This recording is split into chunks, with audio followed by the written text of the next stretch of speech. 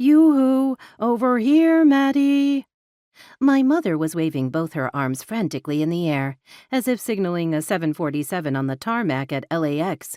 Several heads in the studio audience swiveled to see who she was hailing.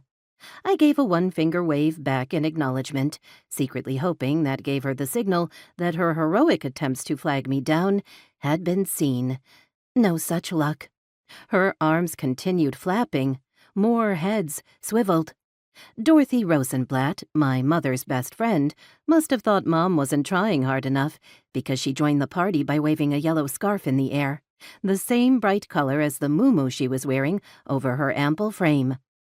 Mrs. Rosenblatt was a part-time Venice Beach psychic, whose second career was marrying and divorcing the unsuspecting men of Los Angeles.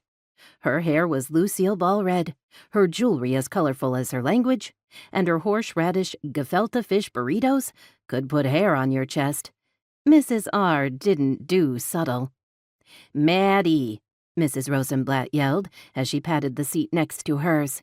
The loose flesh on her arms jiggled at a faster pace than a belly dancer, making me wish she'd invest in muumuus with sleeves. "We've saved places for both you and Dana." "Excuse me," I said politely to a 20-something man sporting a bleached blonde mohawk and the woman next to him who had a variety of colorful tattoos running up and down both her arms. They rose to let me pass, and as soon as I was within reach, my mother pulled me down into the seat next to hers. "Isn't it wonderful, dear?" She gripped my hand so tightly that I lost all feeling for a second.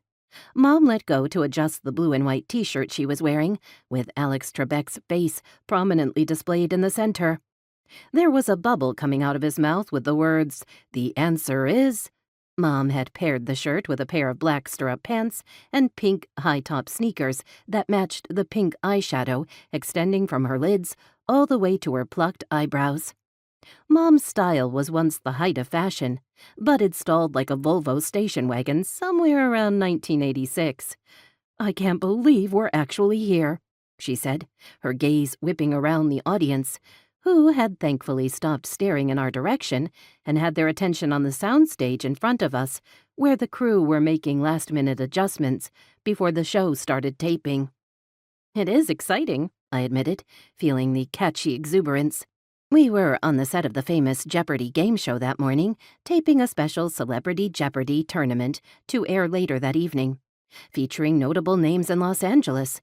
My stepfather, Ralph, had been lucky enough to be picked to compete, and Mom, Mrs. R, and I had all scored tickets to come cheer him on.